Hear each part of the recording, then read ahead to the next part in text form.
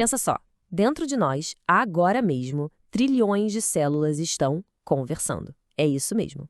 Elas não param de mandar e receber mensagens, coordenando absolutamente tudo, desde nosso crescimento até como a gente reage àquela primeira xícara de café do dia. Mas como é que elas fazem isso? Como funciona essa rede de comunicação que é assim, simplesmente incrível? Essa é a pergunta de US$ 1.000.000, né? E é exatamente isso que a gente vai explorar hoje. Vamos juntos embarcar na jornada de uma mensagem, desde o momento em que ela é enviada até ser recebida e, bom, até a resposta final. Então vamos mergulhar de cabeça nisso. Para guiar a gente nessa jornada, temos um mapa.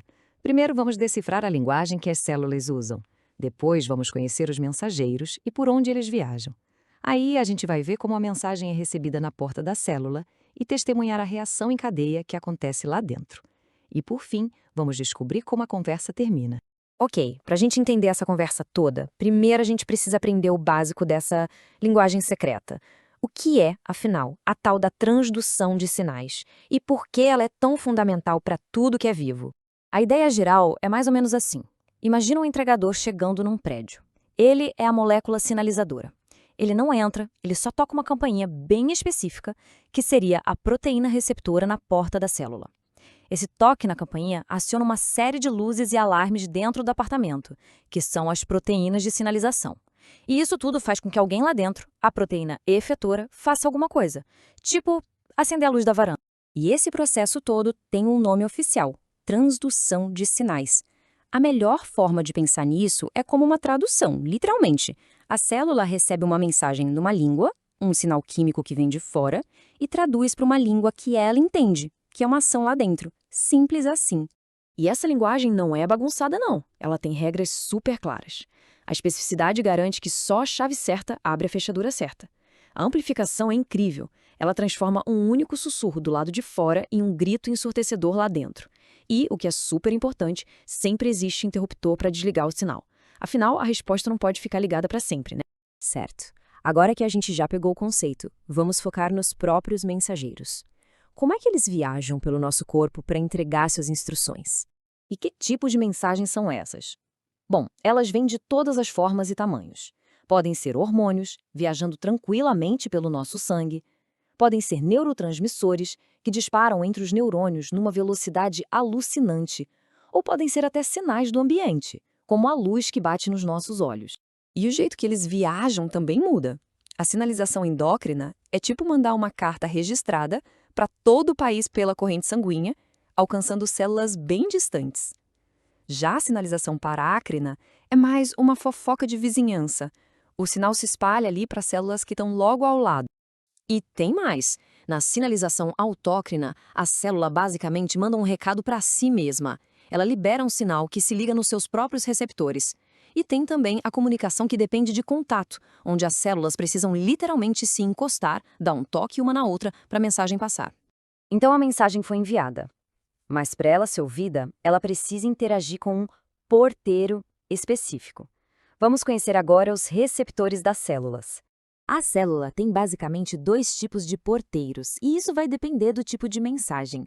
Para aquelas mensagens que não conseguem atravessar a parede da célula, existem receptores na superfície, ali esperando na porta. Agora, para umas mensagens mais, digamos, sorrateiras, que conseguem passar pela membrana, aí tem receptores esperando lá dentro. Olha só, aqui a gente vê os dois estilos em ação. Na via da esquerda, o sinal bate na porta e o recado é passado para dentro por uma cadeia de mensageiros. Já na direita, o hormônio entra direto, sem pedir licença, encontra o receptor dele lá dentro e os dois vão juntos para o centro de comando, o núcleo, para mudar as ordens do dia. Agora a gente chegou no coração do processo. Assim que o receptor é ativado, ele dá a largada para uma reação em cadeia, uma espécie de corrida de revezamento que acontece dentro da célula. E quem corre como bastão nessa corrida são os segundos mensageiros. Pensa neles como uma equipe de entregadores super velozes. Um único pedido, que é o sinal inicial, faz com que dezenas, centenas deles saiam em disparada, espalhando a mensagem por todos os cantos da célula. É aqui que acontece aquela amplificação que a gente falou. Para a gente entender isso na prática, vamos focar numa das famílias mais importantes e mais comuns de receptores que existem, os receptores acoplados à proteína G, ou, para facilitar, GPCRs. Vamos seguir o caminho passo a passo. O hormônio se encaixa no receptor, que na mesma hora muda de forma. Ele dá um cutucão na proteína G que está ali do lado. Essa proteína G então se ativa e libera uma parte dela para ir ativar uma fábrica de mensagens, a adenilatociclase. Essa fábrica começa a produzir em massa o nosso segundo mensageiro, o AMPC, que por sua vez vai ativar o capataz da célula, a PKA, para executar as ordens. É uma sequência perfeita. E o mais impressionante é que existem diferentes tipos de proteínas G. É como ter um acelerador, um freio e um seletor de canais. A GS de estimulatória pisa no acelerador e aumenta o AMPC. A G de inibitória pisa no freio, diminuindo o AMPC. E a GQ? Ela muda de canal completamente, ativando outra via que produz outros mensageiros. É um sistema de uma versatilidade incrível. Outra família super importante de receptores funciona de um jeito diferente, mas como um aperto de mãos. Quando o sinal chega, ele faz com que dois receptores se juntem formando um par. Esse abraço ativa os dois, e eles começam a colocar marcadores de fosfato um no outro. É como se eles estivessem dando um high five de ativação. Esses marcadores viram plataformas de pouso para outras proteínas que seguem passando a mensagem adiante. Então, para a gente resumir, temos diferentes porteiros para diferentes tipos de mensagens.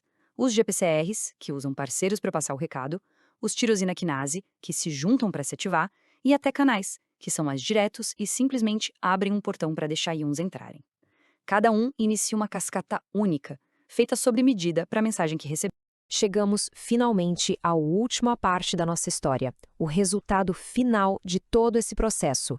E, algo igualmente importante, como é que a célula sabe que é hora de parar de ouvir?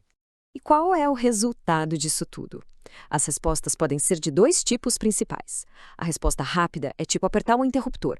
Ela altera a função de uma proteína que já estava ali, pronta, e acontece em segundos. Já a resposta lenta, bom, é mais como construir um móvel novo. Ela envolve lá no DNA, ler o manual de instruções para criar proteínas do zero. Isso pode levar minutos ou até horas. E como eu disse, desligar o sinal é tão vital quanto ligar. As células têm várias estratégias para isso. Elas podem esconder os receptores para dentro da célula, podem simplesmente destruir os receptores ou podem inativar alguma peça no meio do caminho. O importante é garantir que a conversa tenha um fim. E tudo isso nos leva a uma última pergunta que é crucial. Essa conversa celular é a base da nossa saúde? É uma sinfonia perfeitamente afinada. Mas e quando uma nota sai errada? O que acontece quando essa comunicação elegante falha?